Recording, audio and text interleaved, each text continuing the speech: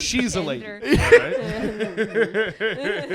She's a classy Whoa, bitch. whoa, whoa. She's a lady. Talking about Johnny's penis.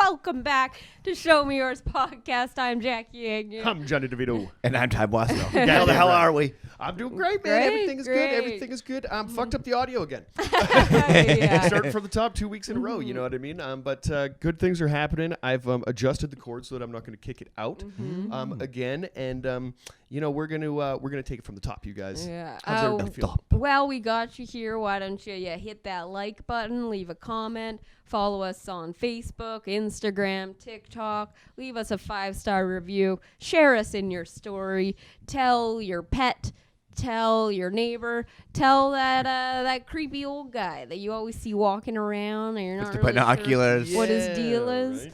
You're wondering why that patch of grass outside your bedroom window is just getting like more and more worn down, and you keep seeing him around the neighborhood. But you know, tell him about the show. He's sloppy, hey? He is. Super sloppy. You know what I mean? Which areas? I think. right? What are you doing? He clearly Yeah. wants to get. You caught. work the lawn in a grid. How many times? Yeah.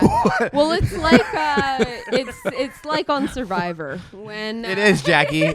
Please tell us how. like when someone is digging for the hidden immunity idol in the sand and they fucking hide it pretty deep down there. yeah. You always have to fucking not only cover your tracks but then make it look like that area, because you can't just put the sand back and walk away because you can still tell that it's been fucked Yeah. with. So you always gotta fucking fluff it back up. Oh, absolutely. You right? gotta fluff. You gotta fluff. We all know. Yeah. You gotta fluff. Goodness gracious! There's a show that Jackie's been watching about. She loves the like relationship kind of shows or this reality type stuff. And We talking Bachelorette here? What are we No, talking? can you break no, down? Love there's Island? all of the- Yeah, so there's no all of fluff the- required. And, a lot Okay, of yeah. dick on So the this screen. one, I've only seen And a like lot of 2 dick on episodes. screen. Apparently, Yeah. I haven't seen an episode Okay, myself. so but it's we're gonna watch so it. I've only seen 2 episodes. Shelby introduced me to it. It's called. Shelby. I've actually heard of it before. I remember hearing about it when I was in university. So this show has 10 seasons. It's called Naked Attraction. Lot of And cocks. how it works basically, it's a show from the UK, and so they have someone come on. And they're basically, trying to find someone to go on a date with. And so they have 8 people to choose from. And these 8 people are all standing in pods that have a kind of like blurred out screen, so you can only see their shadows, right? And at the beginning, to when she's first being introduced to these people, Just silhouettes. it's just silhouettes. but then the door starts raising and it goes to just below the navel, and everyone is completely naked. And I'm talking like you're seeing everything. They're not blurring this shit out. Hanging dong. You're here, just buddy. seeing Just- full just- on. What do you mean? full I'm on standing there with my dong hanging out. Yeah. And then this person, and also like tits and clits too. Like you see it all. Oh, yeah. And they make them turn around so they can see the butt. And Gotta see the so basically how it works is then the person who's like looking for a date is standing with the host, and so it raises up and she's like, okay, what do we think? And then they go around and they talk about the person's junk right in like they're literally just standing behind like a screen there, and Seems they're like like a literally Goldilocks situation. going up like to take a closer look and judging yeah, being like, This "Ugh." piece is too small. This piece is too big. This piece is too uncircumcised. Yeah. And so then you send a person home after the first round. You send a person home based just on their dick or their pussy or their ass. Who is signing up for this? I don't know, man. But Who it's, is then- mental? Ty, But then- how confident are you in your soft penis right now? Right now, it's Yeah. very cold in this room, Yeah, Johnny. I'm saying the very same cold. thing, man. Yeah. If like you got to fluff, so if you're seeing the I'm a big fluffer. oh buddy, I gotta pull it. I gotta whip it around a couple times just for my own personal confidence, right? Because I'm a pretty big dude, and it kind of is out of proportion, right? Until it, you know what I mean, until you wake her up a little bit. But If Her. Yeah, I was gonna say. Why she's a lady, gender? right? She's a classy Whoa, bitch. whoa, whoa. She's a lady talking about Johnny's penis. You know what I mean? Just but because so I then- keep it under confinement. So then the screen rate. So then they send one person home based just on the genitalia. And then the screen raises up, so you see the chest. So either you're seeing a man chest, you're seeing a set of titties. Then, you know, she goes around, makes her comments about all the people, and then sends someone home based on that. And then it finally raises up, and you see their face. They're not talking at all. How many shockers are there, like with the face? Where you're like, There's quite a look at few. this smoke Like show, and Yeah. then this Yeah. this show is the ultimate butterface show. Yeah. And they so know too. bad. They're just like, oh fucking, I made it this far. I made it this far. It's gonna Yeah. happen. It's gonna Yeah. happen. And so then you see their face, and so these people aren't talking to them the whole time, even though they're standing right there, but they're not talking. And so then they send someone home based on the face, and then they actually get a chance to talk to them. And so at this point, it's like 3 people left, and basically the host asks them like what their favorite thing about their body and their least favorite thing about their body, and then based on their voice they send one other person home, and then there's 2 people left, and then the person who's seeking the date goes backstage and takes all their clothes off. The tables have turned. And then comes back, so then the 2 people they chose get to then say what they think of her body, and there's just 3 people standing there completely naked. Oh, I want to hear the first people out. What Yeah, they right? think. That's what I want. The best is That's like what I want. Because by the end of Yeah. it, then it's like, oh yeah, she's good. You know, they're like, oh, they've made it this far. Exactly, yeah. Yeah. The best is when they send someone home and they go for like the hug, and it's like one person. It's like the awkward.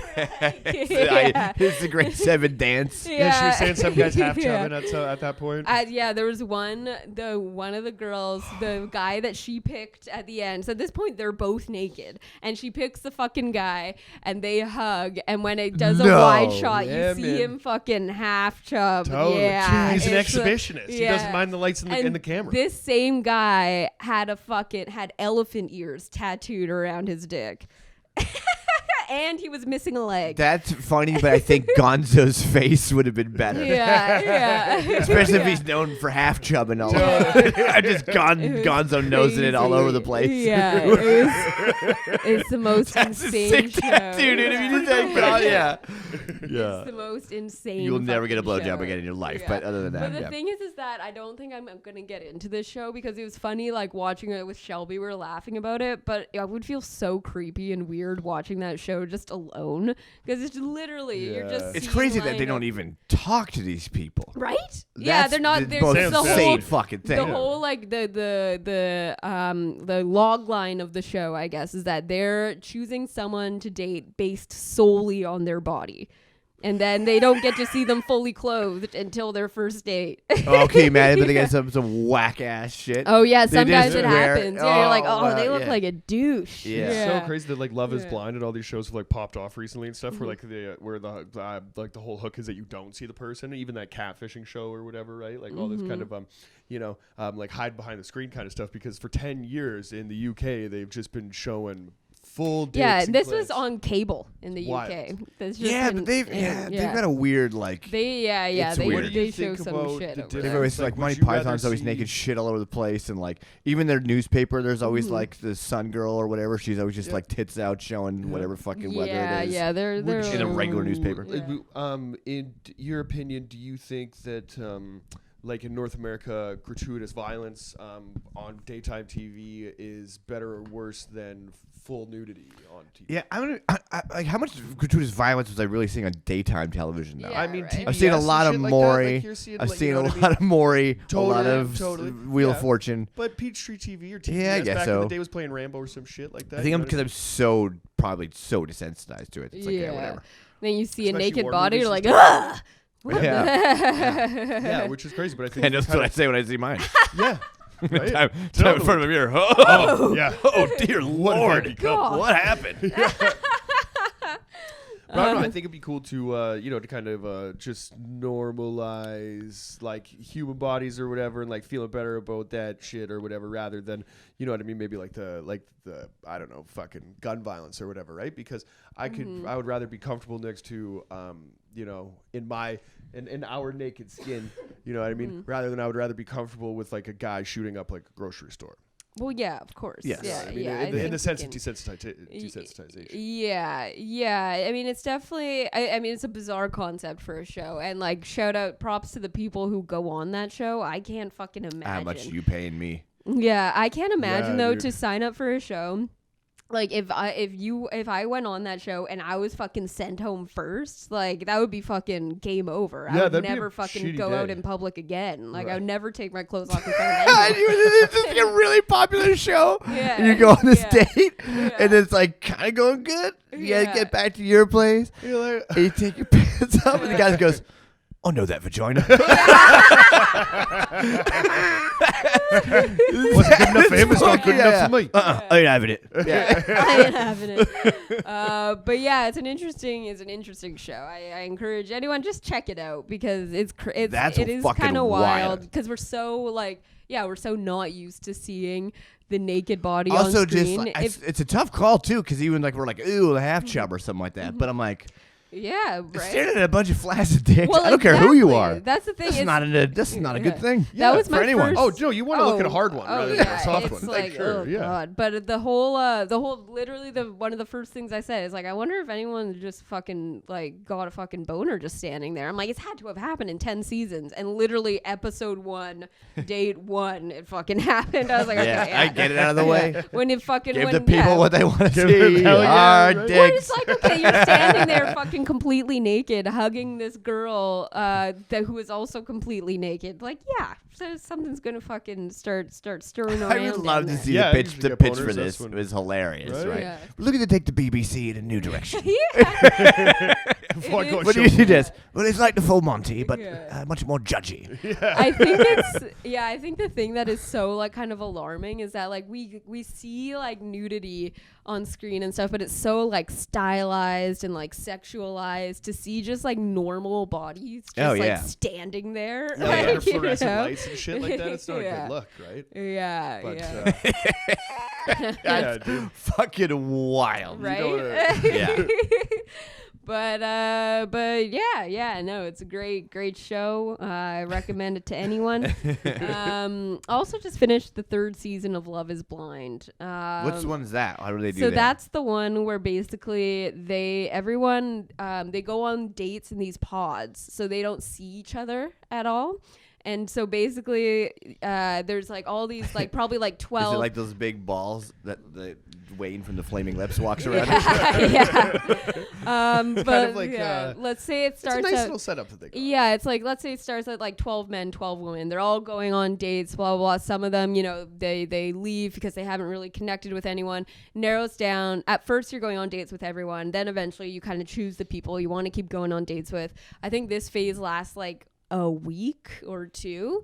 And then at the end of the experiment, when you've been, talking to these people for hours and days and getting to know them, they have to, if you decide you want to be with this person. But wait, actually, you're in the same place? You're in the same But room, with but a there's like screen a divider. screen between you. Okay, Yeah. okay, So okay, you're okay. not, you can't see each other at all. Right. Yeah. It's the blind And part. Okay. Yeah, yeah, they just and Okay, so I'm with then, you now. At first, I was like, this does Yeah. sound very blind. And so, yeah. But so at the end of the dates, if they decide they want to keep seeing this person, they have to propose.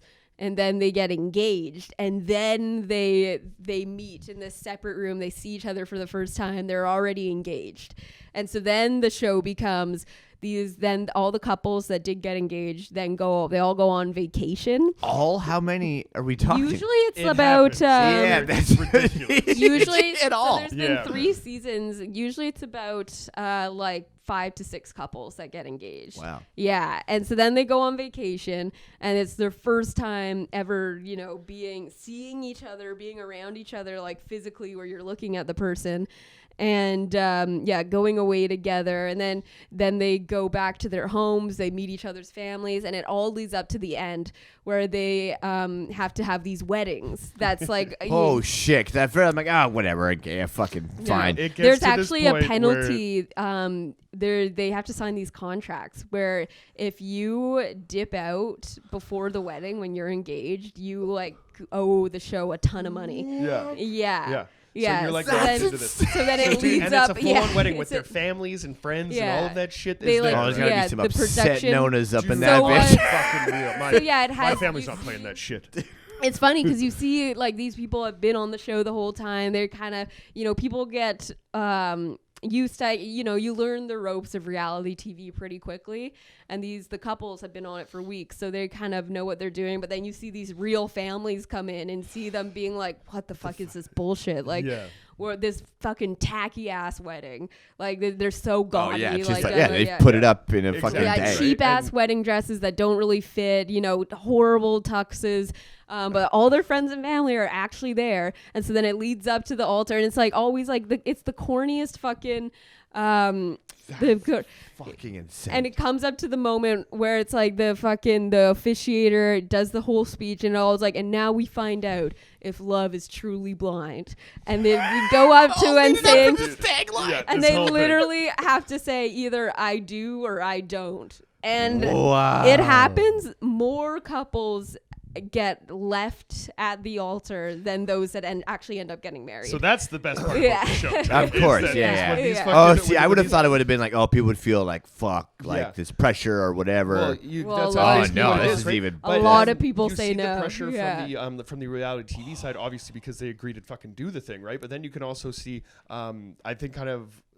Maybe they get like a reality check when their friends and family are actually there, because there's a couple of them that are kind of emotional, and that's just the way that they'll really kind of like zoom in, and I just can't, and there might be a tear shed, and what I mean, all that kind of stuff, which is great. But there was this one that we watched where this dude, I guess there was like an age gap, and this lady was basically like a little bit upset that this kid might have been like a little immature or whatever the case, right? But he just kind of seemed like a fun dude, and you know what I mean, maybe like goofing around a little bit. So she fucking berates him on stage, like on the altar in front of his whole family and shit, and basically tells him that he's like, a giant piece of shit, and I'm doing this right now, so you don't do this to another woman and stuff. And she just like storms off. And I have very little context to this because I didn't watch the entire season. Right? I'm just watching like this episode, and like that might have been like the biggest just like bitch move. Or whatever. Well, there was some shit that came out after, because I did my digging after. Obviously, I have to creep all the socials and get in. But there's also the reunion episode afterwards, because this season was filmed like 2 years ago, and so the reunion episode is now. So all this other information comes out. So apparently that particular relationship was edited to seem a certain way and apparently there was some shit that we didn't see that was a little, that kind of made it a bit, it made the way she was feeling make more sense. But the fact that she did this fucking speech at the altar saying what a shitty guy he is, saying he's made me feel the worst I've ever felt in my life. Like, I hope you never put another woman through this. Christ. And this guy, it's an interesting situation because I do empathize. It's what she was feeling was real for sure. But at the same time, this guy was so young and immature. I don't think he was intentionally doing these things. And you see him actually like in real time realizing what a piece of shit he is, and he's just like having like the most intense reaction. He's like crying. What an intervention. Yeah, right? In front of all of his friends and like, family. Yeah, in front of all of his friends and family. Like, his friends come up to him, they're like, man, that was fucking rough. What is, there's something about when someone acknowledges what a shitty situation is when they don't need to. It's it's such a dude. I'll give you an example. I was waiting at the bus at like Maiden Hastings the other day, and there's like this one fucking like dealer lady that I'm clearly like, I don't know what the fucking story is, but I'm like, a lot of people go and talk to her. When I'm waiting for the bus. Or at that, and then there's one dude's like standing there, he's kind of like fucking nodding out at that, and he drops his pipe. And smashes on the ground. You hate to see it. You hate to see it. And it's smashed, and she's like, oh, that sucks. Like, oh, that's terrible. And I was like, that is so mean. It's like, that is the meanest thing. He's already going through it, man. You don't need to. Oh, You don't need to I mean, it's on like, edge. you know that kind of like shit-hawk friend growing up that was just Totally. like, oh, Brute, oh, you broke your skate? Like, always something with that shit. Like, oh, That's the the same shitty. person that starts clapping. Isn't in that a bar sucks? when, That sucks. Yeah, the same person that starts clapping in a bar when a fucking drink out of a glass gets broken or something like that, Yeah. right? Have you ever been working at a restaurant or something? Like a server will drop a plate and the whole place will start clapping. That or fucking- it's Opa. ridiculous. Everyone's fucking Yeah, Opa. Opa. Yeah. I That used to was work a little fun, more yeah. fun. Yeah. For the A little bit more clapping, fun, but it's like, also oh annoying. My God. Just I, if it's you and your face just like flush red. I had a boss at a very nice restaurant. Mm-hmm. And every time something broken happened, he would yell out, "Job opening!" That's good. That's That's hilarious. good. I like that. He was like, "I fucking hate Opa." He's Yeah. like, "It's so Yeah. stupid. It's just money. It's just money being smashed, and Yeah. everyone celebrates. Yeah. It's just money being smashed." yeah. He's not a Greek Yeah. fan. Yeah. Yeah. Oh, man. But hey, we got a fun story to get We do. into. Do we ever? Breaking news in New York City. New York. If you're living in NYC and looking for a hot new job, then we got something for you Yeah, those because rent's high. New York City is Absolutely. desperately seeking RAT czar amid worsening rodent problem. Every time I hear Razar. Rat czar. It's crazy. It's a The perfect country choice that of like words. fought the Iron Curtain, you know what I mean, right? Why would you appoint? Why would anybody in New York It's City such be a like czar? an old, like you see it and you're like czar. You Yeah. know, it's not like a commonly used terminology, but No. it's perfect in this context. Shout out Czarface. So Mayor Eric Adams is offering up $170,000 to whoever shows the drive, determination, and killer instinct to effectively deal with one of the Big Apple's long-standing public health issues. So a simple white T-shirt selling for the modest price of $48 is the showcase of a new campaign by the city of New York to end its rat scourge. The tee features a picture of a sweaty rodent with a red prohibition symbol through it and the slogan, "The rats don't run this city. We do." Yeah. Signed the Department of Sanitation. It's important to Which is take like- your power back. You know what I mean, right? At I this like point. that the Department of Sanitation believes that they run New York City. Yeah. Yeah. Not even Which- the mayor. It's like Well, the I mayor mean, should at have signed For that a it. point, time, the for a department- time that could have been true. Yeah, But, well, the Department of Sanitation was run by the mafia, Yeah. who at one point probably did, you know what I Yeah. mean, have a controlling yeah, stake it's in such a the New York weird, City. But- weird place to draw the line. They're like, these rats are getting out of line. They're stepping on our territory now. Well, I think Yeah. that I heard These during fucking COVID, rats. it was like a huge problem because there's no people around or whatever. So they started to, they didn't have like food and garbage or whatever. So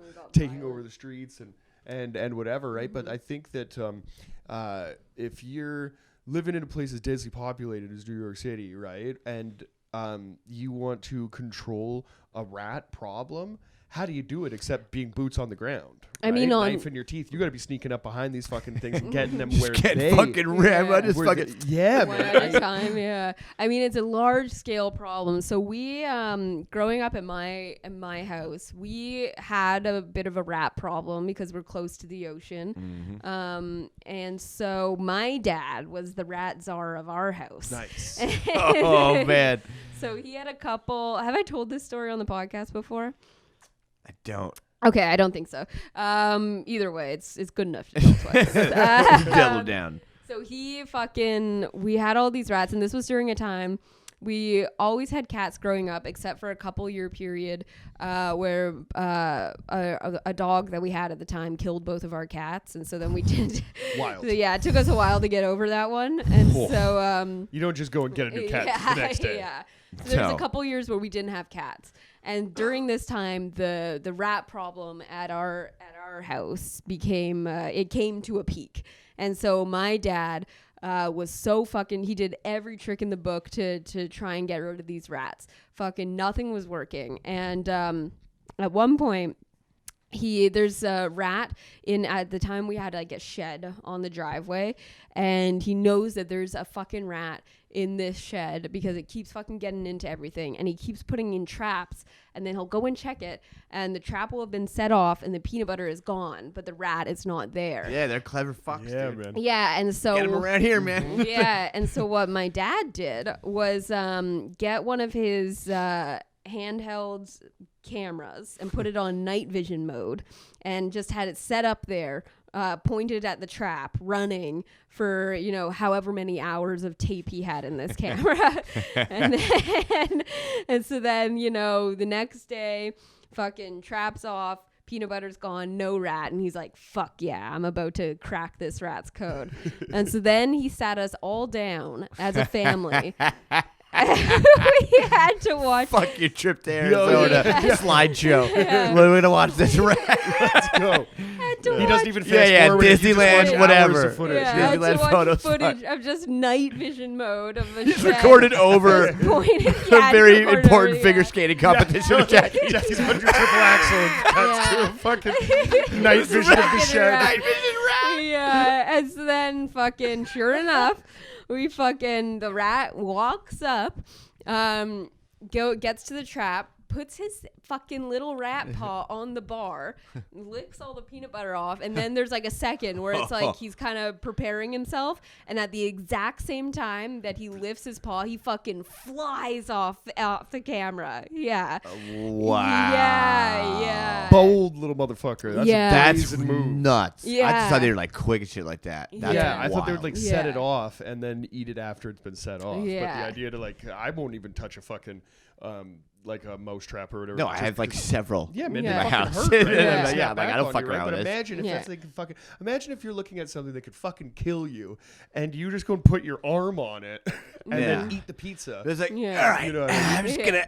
Yeah. Yeah, it's like, how did you learn that? That's Like, gnarly. that's insane. Yeah. But they are then- fucking smart, right? Well, Yeah. that's the thing, right? So the It's rats they are can- evolving. they- Hey, they yeah. can And solve solve mazes. mazes. That's on Vancouver Island, right? Yeah. Imagine But there what was the a- New New York York. City Yeah. rats. You know Yeah. what I mean? This is the center of cultural explosion. Punk rock, hip hop. It all started here. Yeah. These Come rats There are was- on, probably dang up raps to over some here. cool shit going on Yeah. there. There was one other time though where it was amidst the same rat crisis, and at this point, like it has gotten personal with my dad. Like Yeah. he has a fucking vendetta against these rats. You've And awakened so- the czar. Who's about to get Yeah. medieval, these motherfuckers. And so he's on our back porch in the hot tub, sitting in the hot tub, and he sees this fucking rat. And my mom had all these bird feeders like on the like so this, yeah. And so he sees this fucking rat come up, scurry up this fucking thing, and get into the bird feeder. So it's sitting there eating. And my dad at the time, he was building something in the backyard, maybe the mudroom that we had at the time. And so he has all these fucking 2x4s. And the by the way, the dog that we had, which killed both of our cats, was sitting in the mudroom. So he easily could have just fucking sicked the dog on him. Yeah. But at this point, like, Yeah, no, your dad's like, I want this he's blood in like, my I'm hands. about yeah. to fucking, Yeah, you this know. one's mine. At that point, you confirm the kill. So he fucking grabs a 2x4, goes down to the rat on the bird feeder. The rat has not seen him. And so then he positions himself. So it's like my dad, the rat on the bird feeder, and then the side of the house. And he fucking lines the 2x4 up like a fucking pool cue. And fucking knocks the rat. So he slams against the house, slides down. It's like stunned for a second, and then just fucking scurries off. You gotta get that See, BB gun, dude. You gotta You get that gotta pellet go gun full out. swing at that Yeah. point, right? You gotta fucking, Right? you gotta Sammy Sosa that shit. Yeah, If he was that- saying, he was like, he didn't want to fucking, fuck up my mom's bird feeder or whatever the fuck his reason Yeah, was. yeah. The problem there, I think, is that Tim Yeah. has a heart of gold, and he just kind of he showed his true colors there. When I was in kickboxing, when I was a kid, I was sparring with a kid that was definitely like a little bit smaller than me, but he was getting a little bit fresh in the ring, right? And my coach would let it go, you know what I mean, right? If unless it gets out of hand, kind of. thing. Yeah. And he kind of got me, and there was this point where it would have been totally like well within reason for me to fucking let him know what the fuck was up. Yeah. Got him in the jaw, and I kind of stunned him a little bit. And I remember this when I was a young kid, and I had this like opportunity to knock this fucking kid's like head off, and I just didn't because I thought that's pretty fucked up. And it was like a split-second decision that I made. And then when I walked out of the ring, we were talking about if we wanted to like progress and like get into like fighting in the ring and all that kind of stuff. And he kind of told me straight up, like right there, and I was pretty young, and he was like, "You just don't got it. You do not have the killer in you," and I just saw it. Like, Because you honestly, you would have felt pretty bad. I would have felt horrible, right? That kid's my friend Justin. I'm not gonna fucking just Yeah. punch his lights out just because he's getting a little bit fresh. Good, you know what I mean? In the ring, right? And I think that your pops kind of showed, you know what I mean, his true colors there. With just being a good person is okay to be. So this campaign includes a call for candidates to become the city's rat czar, which Mayor Eric Adams has described as a dream job for anyone with the drive, determination, and killer instinct to deal with this ongoing problem. The salary certainly sounds like a dream, between $120,000 and $170,000 in a city that has just confirmed its position as the most expensive in the world. The ideal. ideal. That'll get you a 1-bedroom? Yeah. The ideal candidate must exhibit a murderous ambition. That's the funniest line of the whole fucking thing. A murderous ambition? Well, and that part isn't in quotes, so this is just the author of this article having fun with it. That's a total Dumb and Dumber. It's like, tell her I have a rapist wit. And every time. and be prepared for absolute dedication to the job, 24 hours a day, 7 days a week, in a city with a population of 8.5 million humans, and according to widespread urban legend, the same number of rodents. Oh my God. Okay, it was that. All right. That's some horrific. Estimates say way more. They multiply and even triple the rat population. As early as 1842, Charles Dickens complained that the rats were everywhere. The position is officially called Director of Rodent Mitigation, but everyone is already talking about a rat czar. Charlie Dix was even complaining about this. Yeah. Right? If you're gonna go and apply to be the rat czar, how do you approach that job? Are they gonna do like open auditions? You can't just show up. Is it gonna be like an America's Got Talent situation? Yeah, what's on your resume? I don't know, dog. Like, I qualify for this position. I think I got it. Like you can't. Okay, so if you're you're in the interview room, you know what I mean? Kind of imagine like Red Foreman when he was looking for his job or whatever. He'd go and like when the factory shut down, there's 10 guys that look just like Red Foreman that are just as qualified as Red Foreman, right? So he's in there. You're waiting at the mayor's office, right? You're waiting for your turn to go in there, and everybody's just saying that they're capable of killing a rat, right? Everybody's fucking saying that they're you bring a live rat with you? I'm fucking bringing a potato sack full of let dead rat. No, of fucking dead rats. Yeah, right. So that you go up there, right, and everybody, the mayor's kind of like, okay, well, this guy's got, but we already know that you don't got it in you, John. I don't got. So do you just have a bag of rubber rats? I see this ruse. I'm about it. I'll tell you what. I'll put up the money for the rats. For the rubber rats. I got a good rubber rat guy. Because he doesn't want me to open it, right? I just kick the bag and he's going to take your word for it, right? Like nobody wants to look. You kind of shake it a bit. Oh, someone's still kicking in there.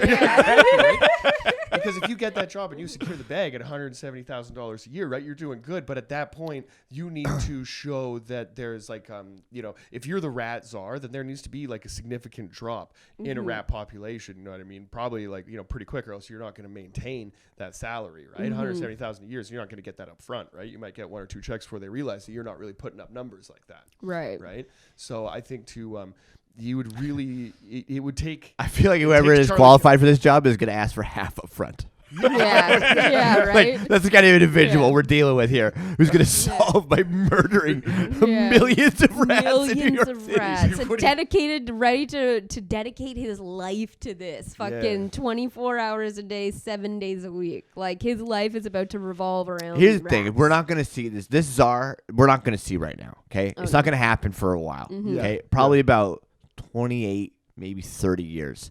But right now, there's a little boy out there, who's hearing this, right? I'm thinking very Batman situation. Rats eat his parents. I don't know. Something happens. Well, that's where he found him. He's like, I mean, I understand that my parents dead, but like, why are their eyes gone? But like, and then suddenly 30 years from now, there's just this boy who comes out who's just the czar and just fucking just slicing and dicing fucking rats as he walks down alleys. Fucking swinging them over his head. Totally. Right into the wall. Just like real quick cuts. Oh, man. God. This is the movie. Yeah. Right? Like, I think that this would be, I mean, infestation kind of stuff like that, alien invasion, all the like. I mean, it breeds suspense because this is. It's crazy to think that there are different kinds of rats throughout the city too, because it's like Mm-hmm. depending on where like they're gonna react like their environment or where at that. Like you're gonna get some cracked out rats. Oh yeah. And you're gonna get some other shit too. Absolutely. Yeah. Right? Depending if you're in the park or if you're gonna get some real posh Hampton rats. There was I forget where exactly. It was somewhere I want to say in South America where there was a city where monkeys overran the city to the point that people were afraid to leave their homes because these monkeys like fed off monkeys of are terrifying. Yeah, Fuck. they literally took over this fucking town because they were feeding off all the garbage and stuff, and they got so aggressive that there was huge like monkey attacks in the streets and shit, and there was like fucking turf wars and shit. Like yeah, they bite you. Like, yeah, like a really gross bite. and to the point where it's like this was like during COVID, but it was like after like the hardcore lockdown, but there were photos and literally the streets of this town are just abandoned and it's just fucking monkeys everywhere. Yeah.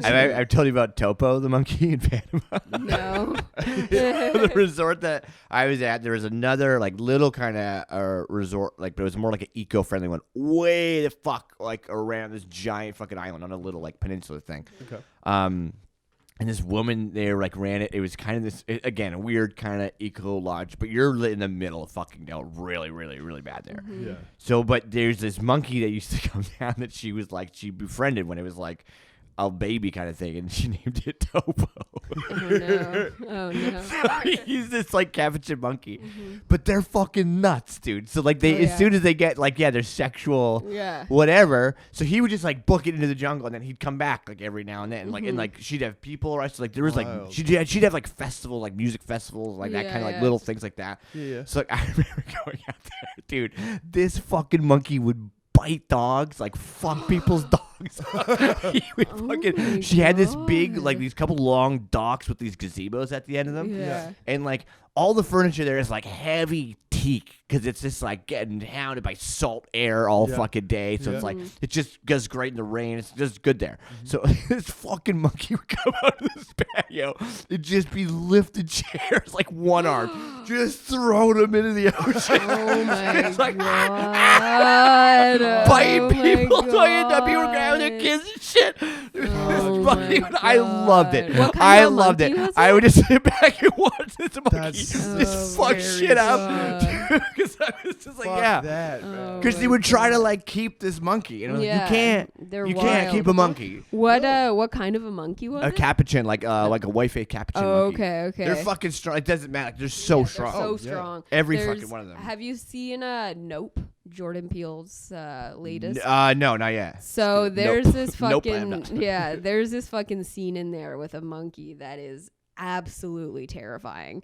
It's gnarly. Yeah. Like, when I did Air Bud, Air Fight is when they first made the like 2 years before that was the first MVP, the most valuable primate. Hell yeah, dude! Right on skates. So that original monkey, like the producer got a call when they were like on the set of Air Bud, I mean like, holy fuck, like blah, blah, blah. I was like, whoa, what happened? He's like, you know that monkey from like he's like, yeah. He goes, he just threw his trainer like 30 feet with one arm. Apparently, like this monkey is just getting wild, dude.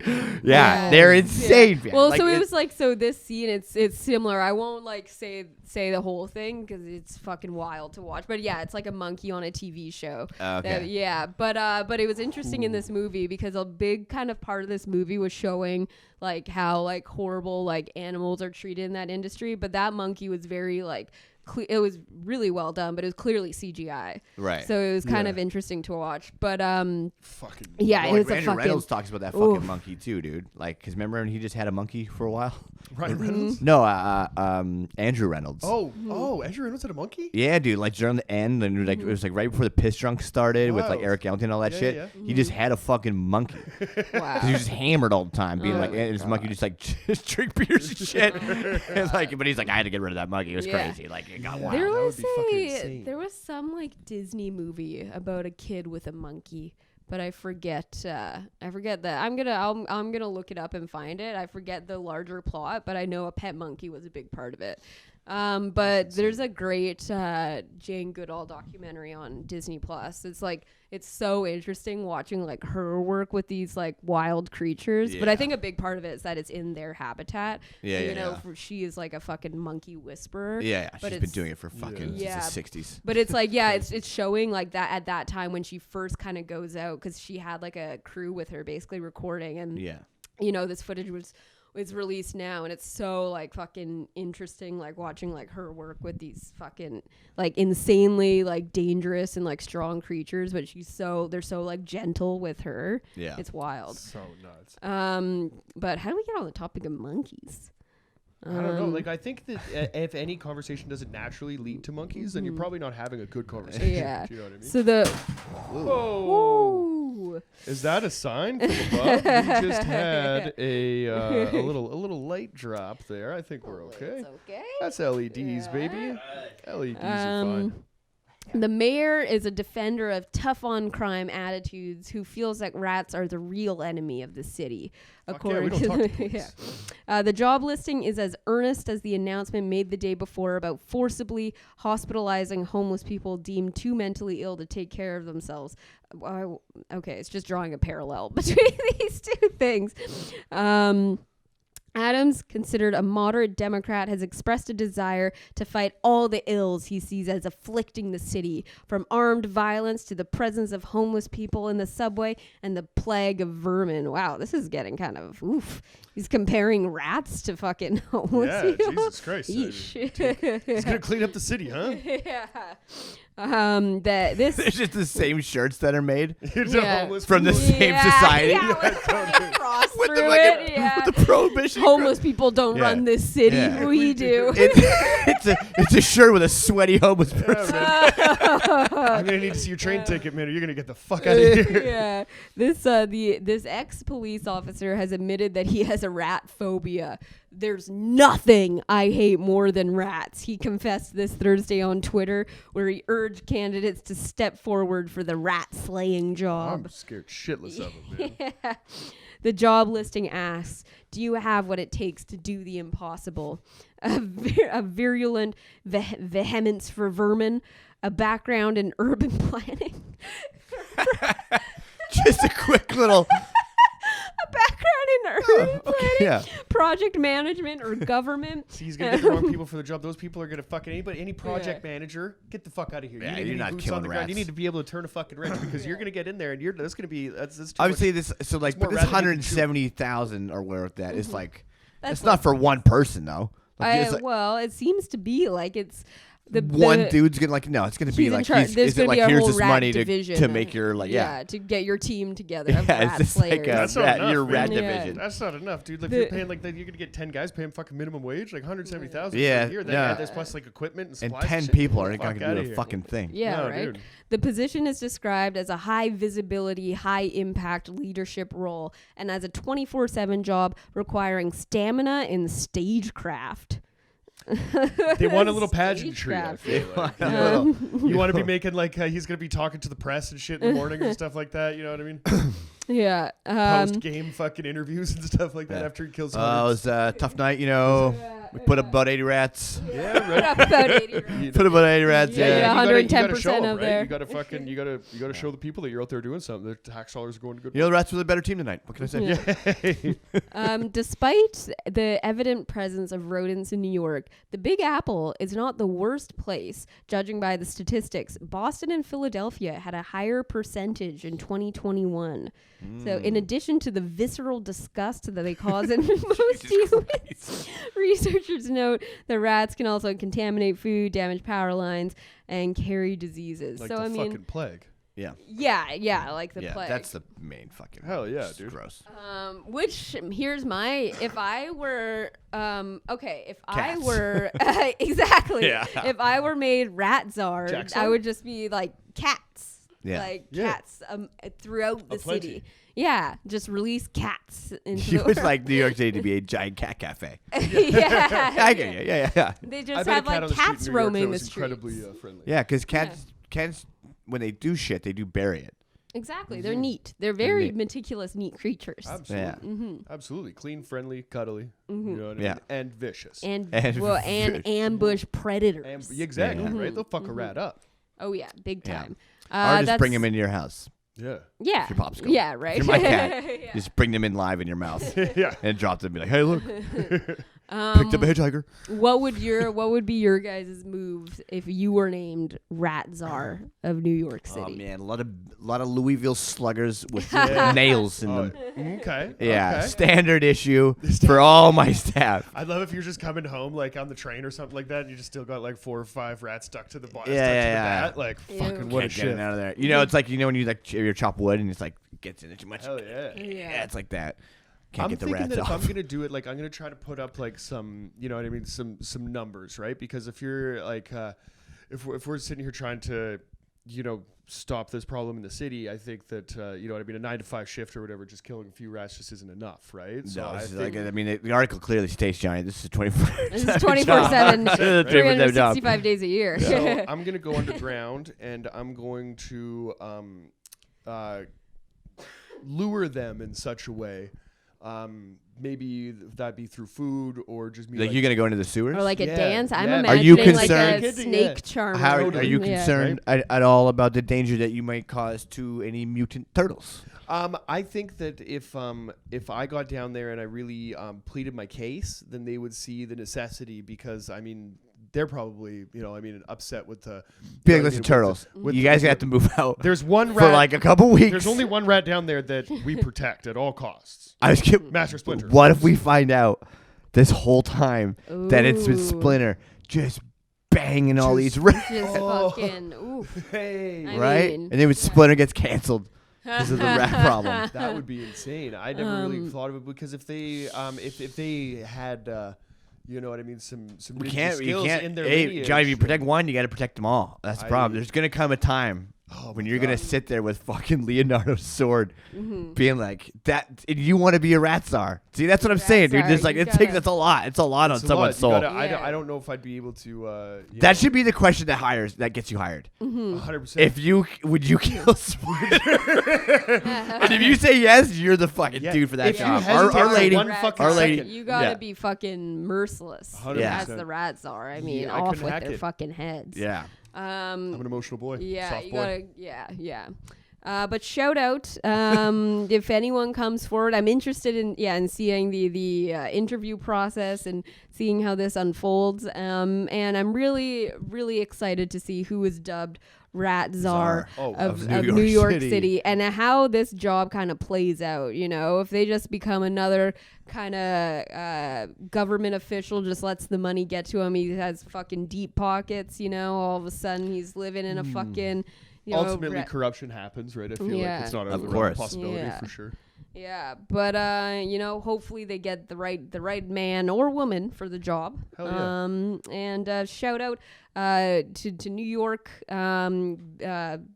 Peace be with you. Yeah. And your rapidly incring rat population. I think you know what I mean. It's and the homeless people too. Sorry about that. Yeah. That seems like a real drag. Jesus Christ. Yeah, what a bummer. Yeah, Drop homeless, a bum czar. Next. Bums are. How would you solve that problem, Jay? That's cats. One at a time. Well, they're very clean and meticulous. yeah, they could learn a thing or two from cats. Yeah, cuddly, and vicious. Yeah, ambush predators. Hell yeah. Speaking of clean and meticulous, we're going to transition into dirty pumpkin. One of the dirtiest. Yeah. One of the dirtiest people of all time, but I think we're in an interesting time to talk about an interesting album. Today we're talking about Covert Action by the US Bombs, 2003 release. Anybody out there that's a fan of skateboarding or punk rock kind of knows the lore or whatever, Dwayne Peters being the lead singer of the US Bombs. And I think that right now is an interesting time to talk about this in juxtaposition to kind of what's happening with Kanye West, because we live in a society of hero worship.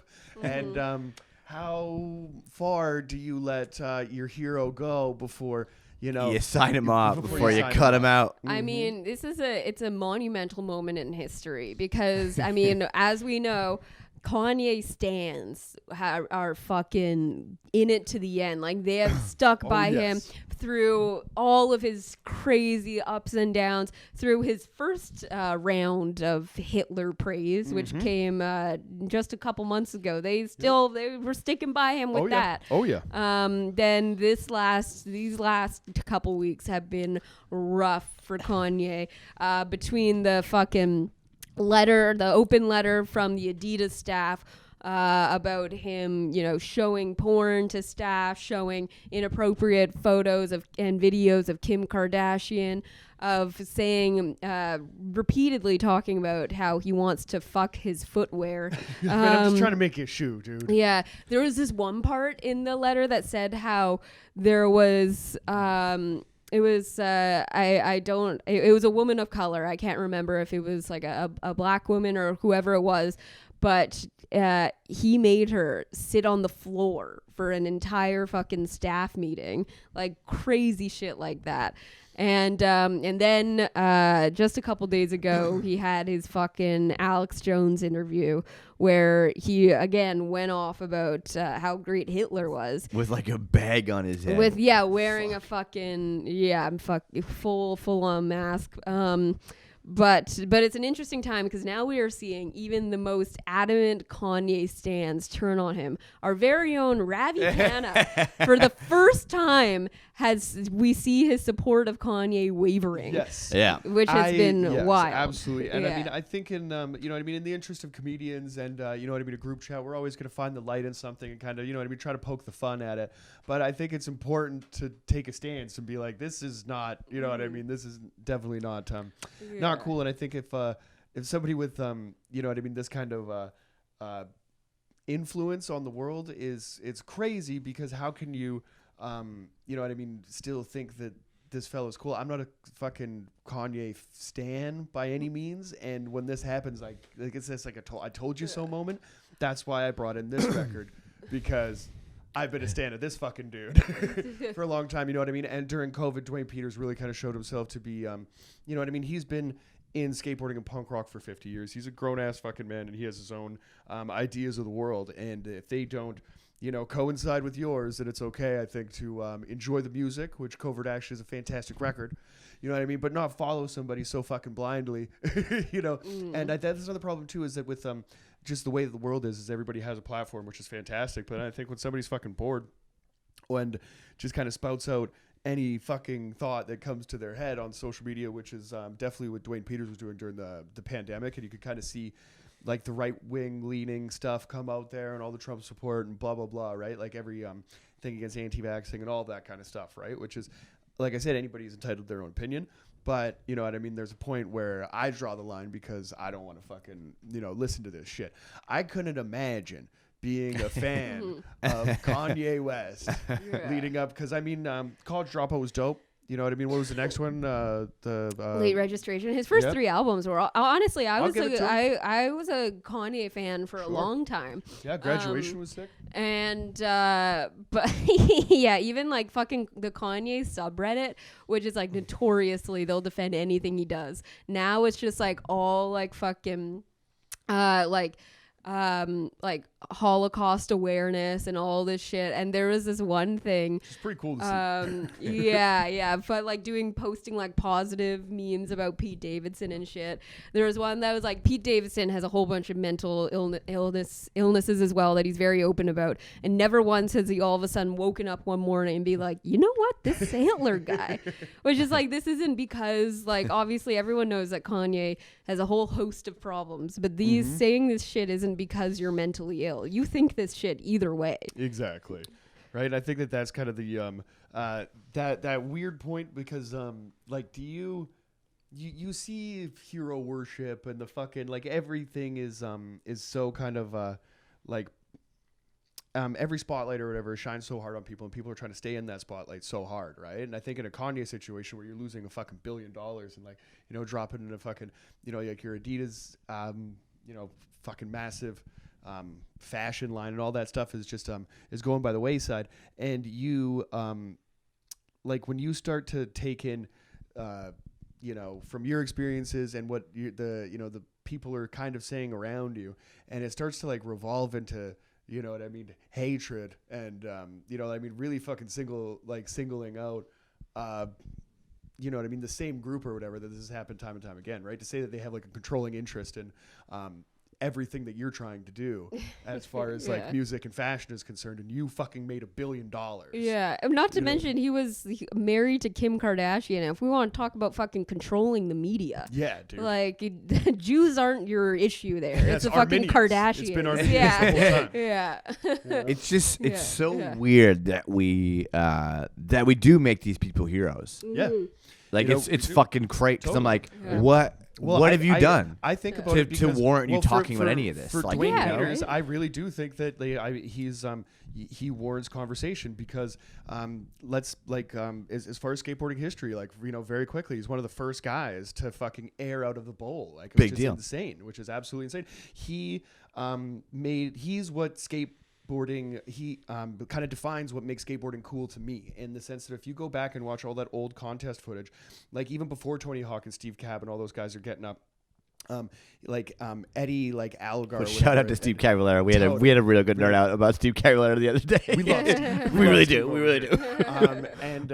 But if you like go back to all that, like Tony Alva and all these guys, when they're doing those early bowl contest sessions and stuff, there's some guys that were really tight technical trick based riders, and there were some dudes that would show up and it's all chaos. You know what I mean? They make skateboarding look wild because it's a little bit more dangerous. Some of these guys are showing up at practice and they're maybe not going as high, but their tricks are a lot more technical. And you know what I mean? If they can put them all together in a run, obviously it's going to score very high. Dwayne Peters is that guy that gets out of the car hungover, doesn't do a practice round, and fucking just drops into the deep end of the bowl and just starts ripping, right? Yeah.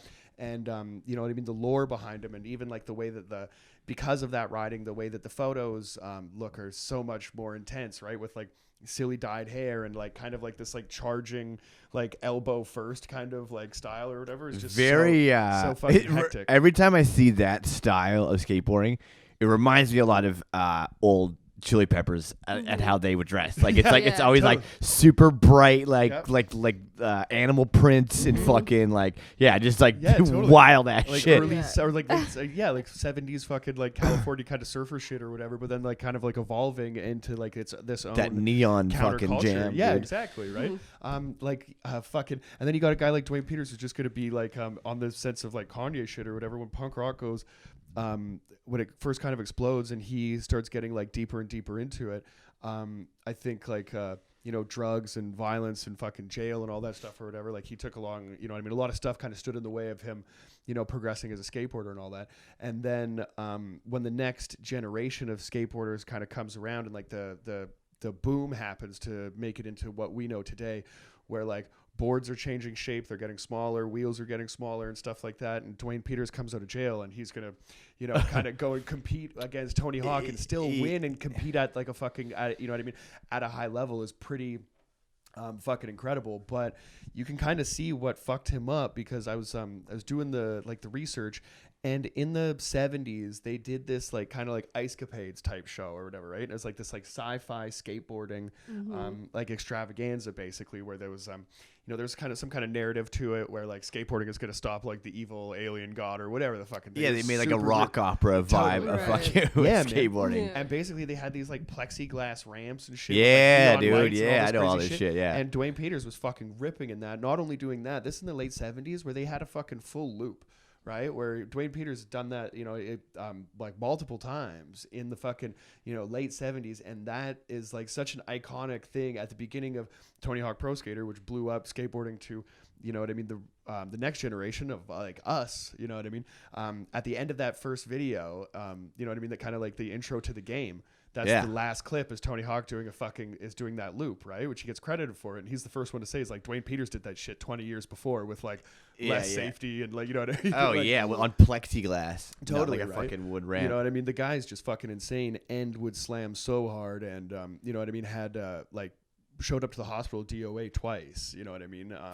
Yeah, dude. Like, yeah, just like, you know, massive head injuries and concussions and stuff like that. And they think that you know what I mean, all the morphine and stuff that he's on to get over those things, you know, goes down the spiral of drug addiction and all that stuff, right? So Sure. you can, if you go back, like you can have a little bit of understanding of how that person got there. Head right? injuries can completely change your personality. Like One that. 100%. Yeah, we're seeing it more now than ever, right? Yeah, especially depending on like where you like hit your head and stuff. Like it's all, even like a minor like concussion can still like really fuck you up for a long time. And it can literally have like a 180 effect on your personality. So that definitely your whole fucking right? And you can thing. so you can take like all of those factors, right, that kind of come in there. And so just the fact that like Covert Action, I picked this record because it's the first one that I found, 2003. It's fantastic. You can go all the way back.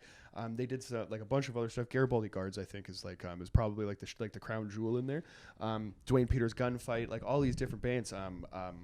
Exploding Fuck Dolls or something like that was before U.S. Bombs. There's some wild shit on there too. Yeah, I couldn't believe this was 2003. Yeah, you know what I mean. But I guess it's not too much further after the 90s. So right, like he fucking it just sounds right. It's the, you know what I mean. It's the right kind of like style or whatever, you know, of punk rock. And he like to the point where he names his son Clash. You know what I mean? Like he's like so into this thing. And then tragically, his son was a great skateboarder. There's some footage of him like really ripping. You know what I mean? Getting in a car accident and dies, I think, when he's like 18 or something like that. Right. Dude. So you start to see like the things that are affecting, like, you know what I mean, a hero of yours, somebody that you look up to, not only in like, you know what I mean, in skateboarding or whatever, and the music that you love. And then Instagram happens and he finds that out. Thing and you like, know, he's just crying with Jordan Peterson. Dude, like, exactly, right? And then all of a sudden you can sit there and like, I didn't realize that that was the thing, but I'm just like, oh shit, Dwayne Peters has Instagram, dope, I'm gonna follow him. And like these fucking reels, like you're just watching and you're watching it and you're just like, you know, I mean, like I'm gonna separate, like, you know, I'm gonna have like the good memories and shit like that. I'm gonna watch your skating and how and like, you know what I mean. I'm just gonna watch Braveheart and how it, Braveheart's so good movie. Okay, like, I'm gonna listen to Smooth Criminal. 100%. It is what it is, right? And we can like kind of like we can acknowledge the impact that person made on the art form that you like the shit. But like at some point, you know, you can't like stick your neck out. There is a you know wild, I mean? And defend like, somebody that has their own opinion, right? Look at the musicians. Somebody have always had a opinion or whatever political. It's not like no stranger to it, but it's like to pick this dude out of everybody's like this guy was saying wild shit about himself like ages ago. I was like, who is this narcissistic fuck? Like, totally. I don't like this dude at all. Like, I don't know. And it's weird because Johnny, you and I were talking about like for sure not even in my top 10, to be honest with you. And I know some people think I'm fucking crazy for saying that. Yeah. But I'm just like, I don't see it. I don't. As far as rapping is concerned, like there's like you know, I mean, there's, I get just the production side and all that, but I mean, obviously I kind of got out of hip hop like when that was all happening for real talk. But like, I just don't fuck. Like, this guy's nuts. Like, what are we talking about? Like, of course this is happening. Like, exactly. like, what are we so? You know what I mean? And you watch it. You've seen it like over the course of years, kind of progressing. Remember when Michael fucking Richards? No, Mike Myers was fucking like just like flabbergasted and like shocked. Oh, Like George Bush doesn't care about black people and all that stuff. You know what I mean? Which is crazy now because like he did used to be like outspoken, like in College Dropout, those first 3 albums, he was very outspoken about the issues that he faced as a black man. But now like all of that is fucking gone out the window. And now like I saw this other thing where it's like in whatever year that was after Hurricane Katrina, and he was like, George Bush doesn't care about black people, and now it's like fucking Kanye doesn't care about black people. Yeah. It's like, by the way, Hitler didn't fuck with you either. Yeah, totally. Like, like that's the craziest fucking thing, right? Is for somebody to you know, to idolize. I was like saying this, be like my grandfather's like, but you gypsies somewhere going, they haven't mentioned us, have they? Yeah. all right, cool. Shh, everyone shut the fuck up. Yeah. Get the bags. We're by the door. Yeah. Oh, back to the attic it is. Like, just fuck, dude, really? It's crazy that it's just like we're talking about this shit. Exactly. And then like history just he puts out that like he puts out his like what he got. It's like this whole thing is like Elon gets Twitter, so everyone's allowed back on Twitter. Everyone, you get a blue check mark, and everyone gets a fucking and whatever you think about Elon, who gives a fuck? Totally. It's like it doesn't matter. Or whatever. And it's like, man, to get banned off of that new Twitter with Elon Musk is like, do you know what you have to do? What do you got to do? Well, you got to be Star David with a swastika inside of it. Man, and it's like, when Elon... It looks like a horrible tribal tattoo, by the way. Yeah, it does. It's awful. When Elon took it over and like let Kanye back on, and then it was like, fuck yeah, like Kanye was like, fuck yeah, Elon like understands, blah, blah, blah. And then Elon exercises that same power to ban him again. He was like, you can't fucking do that. Like, who put you in control? And he was like, me. I just bought this $50. Yeah. You not seen what the fuck is going on over here? Yeah. Crazy shit going down. Yeah. I'm doing wild shit. Yeah. And for even, because like Elon Musk is like a piece of shit in his own right, but for even him to be like, oh man, like, no. Like, dude, for him to do it, I want Alex Jones on his own show being like, hey, listen, I can't fucking get behind that. Like, I don't like Nazis. Like when you have literally the scum of the earth telling you that you're taking it too far. It's like you're at Can we just talk about Sandy Hook or something? I'm much more comfortable talking about that and paying whatever I have to pay to deal with this. He tried to get fucking Trump to be his running partner for 2024, and Trump was like, nah, dude. Kanye, I think you're a great guy. Walked to the room. I said, wow, what a great guy. I'm not so sure. He might be a bad hombre. I don't know. I just don't think I can be associated with you. I'm really going to focus on this whole RAT CZAR thing. They've got a major problem in New York City. I mean, it's just Trump pitching to Kanye. He's like, maybe you got to think about changing careers. Hear me out. There's a great, fantastic position opening up like, downtown. I heard you're a fan of strong leadership. Good money, 170,000. It's a bit of a pay cut. Now he needs the money now, because within all of this shit, with like this great, almost like grand finale of all the Kanye shit we've seen through the years, and it's finally coming to a head. Finally, his own fans are fucking canceling him. Amidst all of this, they finally settled their divorce, and the court ruled that he has to pay Kim Kardashian $200,000 a month in child support. And that's money he's not gonna have after a while. Like, he's fucking gonna run out, dude. And he doesn't have a means to make money at the level that he was before. Like, no one's fucking. But that's the thing. What happens with these fucking people? Because it's like, yeah, you have all this money, but it's like a lot of assets and shit. So it's like, but like when you don't have, like when you just have a $gazillion yacht, and no money to fucking upkeep it or to park it somewhere and all this other shit that adds up. It's like, you need to be making a fair amount of money. Exactly right. That's business has to keep going. A billion is not liquid in his bank account, right? That's all like Adidas and all that shit. He's not a billionaire anymore. Yeah, the Kardashians will pair up with any fucking scam company, the fucking flat tummy tea, whatever the fuck it is. You always see these ridiculous paid promotions because they have created an impossibly expensive lifestyle for themselves. That's why they have fucking millions of businesses, because they need fucking money coming in. And they fucking have a website called like Kardashian's Closet, where they sell off their old clothes. They sell off their kids' old clothes. They'll do fucking anything. They need to fucking upkeep this money, and you're gonna run out after a while. It's sickening, and it's fucking fascinating in a way, or that people like actually find these people interesting. But I mean, at the end of the day, when when he has a call to action. Because Kim's not dating anyone right now, right? Like her and Peter Dunn. No, she's, her and Peter Dunn, thank God. Who is the Jewiest guy that she could find right now? Yeah, I need Adam Sandler to split up with his missus or something. I need Larry like David. Larry David. Oh my God, yeah. That would be awesome. That would be awesome. Larry, how's the fake ass? Pretty good. Which would also be kind of because Pete Davidson used to date Larry David's daughter. Oh, so that would become a whole Pete's just in the circle. If Pete Davidson and Larry David became Eskimo brothers, dude, that's wild. What a world. What a world. Yeah. What a world. That's insane. Yeah. I mean, I love to see the downfall. Hopefully, we love doing it though. Oh, of course, we love doing it. Well, we that's love. what it always is. You build people up to fucking tear them down, you know. And it's nice to see it happening to someone who deserves to be torn down, rather than It's just it's so fucking nuts. It's just like, oh man, this dude's just not. He's just not well. He's clearly like sick and shit. But it's also like, Jesus Christ, dude. What do you can't go on Infowars. Well, no, you can't go on Infowars. Yeah. Hey, my guy. Yeah, dude. Which is you can't go on Infowars. You just can't do that. You're not changing any minds. You're not doing it. I mean, you're going further down your own fucking route.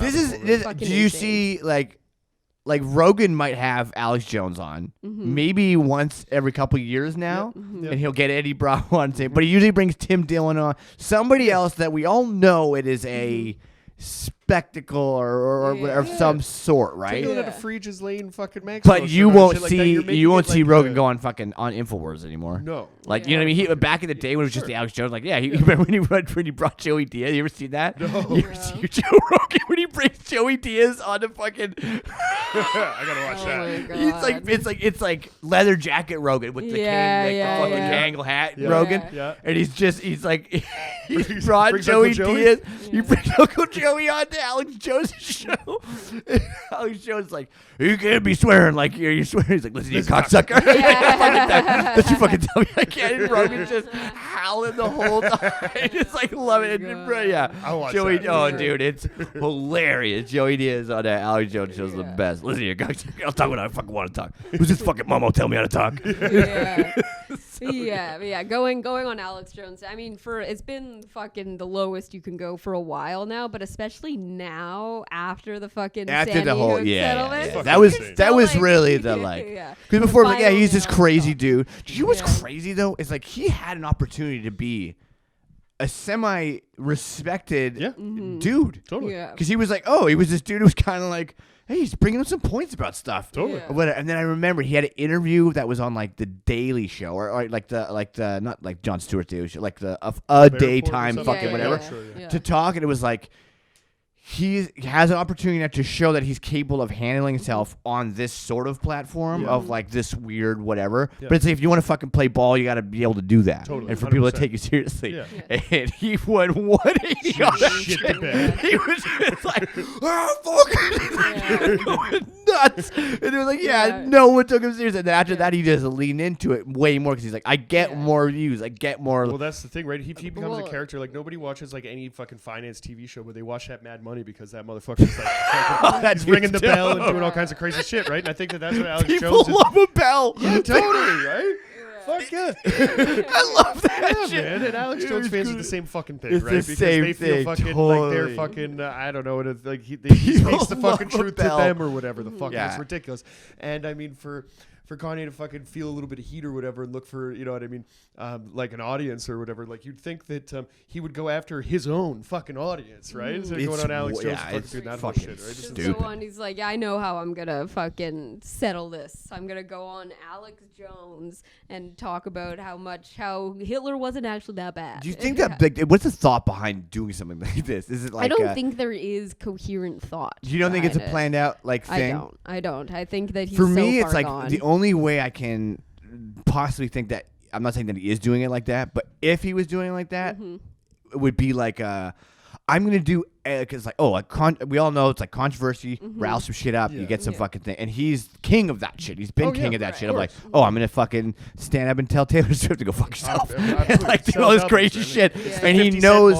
So he's like, but like, what do you gotta keep topping yourself? Yeah. So what do you do? Like, where's he at? Like, what do you do? You if you're Kanye West at some point. You gotta go full nuts. Exponential growth. You gotta go full nut, and then now he's like, I'm gonna just fucking double down on this so fucking hard and quadruple down on it, where I'm gonna go on Alex Jones' show, wear a fucking he's whatever over your head. He's gotten talking to about the point Hitler. where he needs the fucking attention that badly. Exactly. But my conspiracy theory about this, if we want to go down that rabbit hole, is that have you been following the Balenciaga shit that's been happening? No. Okay, so this is- basically, I don't fuck with those this shoes. is this is a very You're not gonna fuck with them now. Yeah, After yeah. this, trust it's me. a very Cliff Notes version To of be fair, it. not to me that Nike is like, Yeah. oh, yeah. the, Right? the all Yeah. fucking important, you know what I mean? The all knowing Yeah. and fucking super ethical company Yeah. Nike. But yeah, this is an abridged version of this because it goes deep. But Okay. basically, we'll get into this next week. Balenciaga launched this campaign,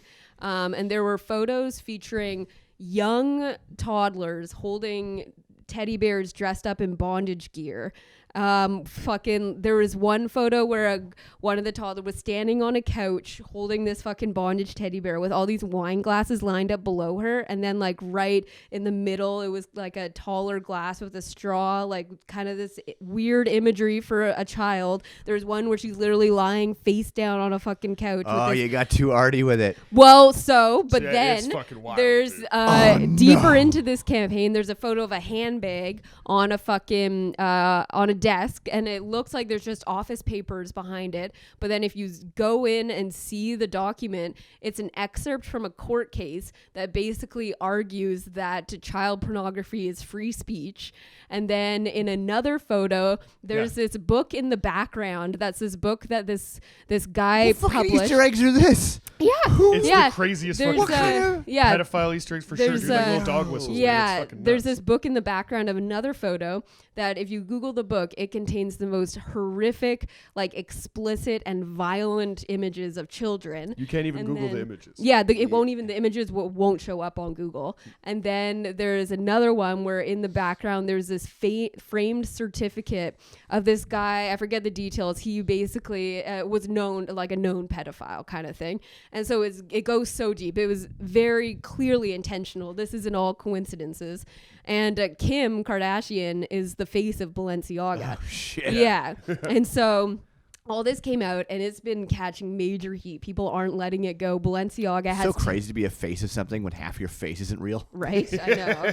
But Or in the Balenciaga, face of Balenciaga. yeah, they've issued like 10 separate apologies.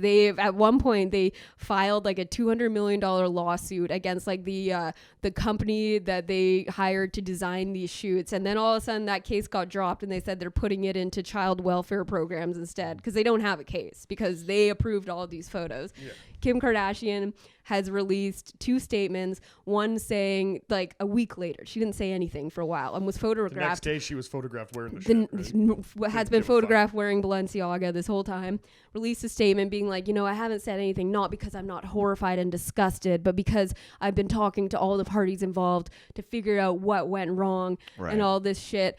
Basically said, I'm going to be working with Balenciaga to ensure that this never happens again. And then an hour later, after like crazy pushback, she releases another statement being like, as for my relationship with Balenciaga, I'm reevaluating, blah, blah, blah. She's still the face of the company. She's still wearing Balenciaga. People aren't letting it go. If you go to her Instagram, all the comments are like fucking all about it.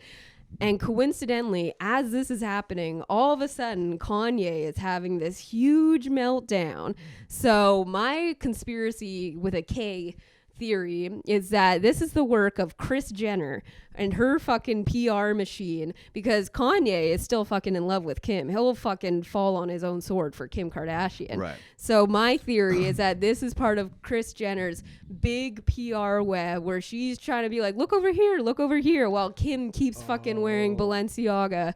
And so she can still, because Balenciaga is the only fucking fashion company that will work with her at this point. So she can keep making that money because they have, like I was saying, these crazy expensive lifestyles. She can't fucking drop Balenciaga. She can't walk away from that No, money. they've bought the And they fucking call one. me the conspiracy Yeah. theorist on the show. Yeah. So that's my... I wouldn't put it past her. I mean, she's been, you know what I mean? She's kind of orchestrated this, this fucking media mogul that we kind of see today as far as, nonstop shows. And, I mean, one of the kids is a goddamn fucking billionaire for all the stuff that they put out there. I wouldn't put it past her. I think that's, you look at who's going to benefit the most, you'll find the guilty party. I think Yeah. John Lennon said that. Yeah. But, so that's... Yeah. that's He was my, shot. Yeah. Yeah, that's why. Oh, the guy who was murdered? Yeah. Only when you're doing the right thing. Yeah. In an ideal world, we would see Somehow the RAT czar tying into all of this. I would for like sure. to see. Oh, yeah. Yes, absolutely. Yeah, maybe a Kardashian has to become a RAT czar. They're running the rats in New York City, or the rats run them. They're a failed RAT czar. That's what I want to see. Yeah. But yeah, That'd be that's man. Great album, Johnny. Great album. For anybody interested in skate punk, it sounds the way it's supposed to sound. It's fantastic. I can't say enough good things about the U.S. Bombs, but it is a really good check album. the record. Really quick, I'll say that "The Gowl" was my favorite track on this album. Oh yeah, we were talking. I think it gets me so nostalgic every time that I put it on. I listen to it so often because with "Roll Around" and "Shot Down" at the first two, it just kicks off perfectly, front to back. There's not a skip on there, and it's a fantastic record. Yeah. Hell yeah. And yeah. You guys want to get high? Yeah.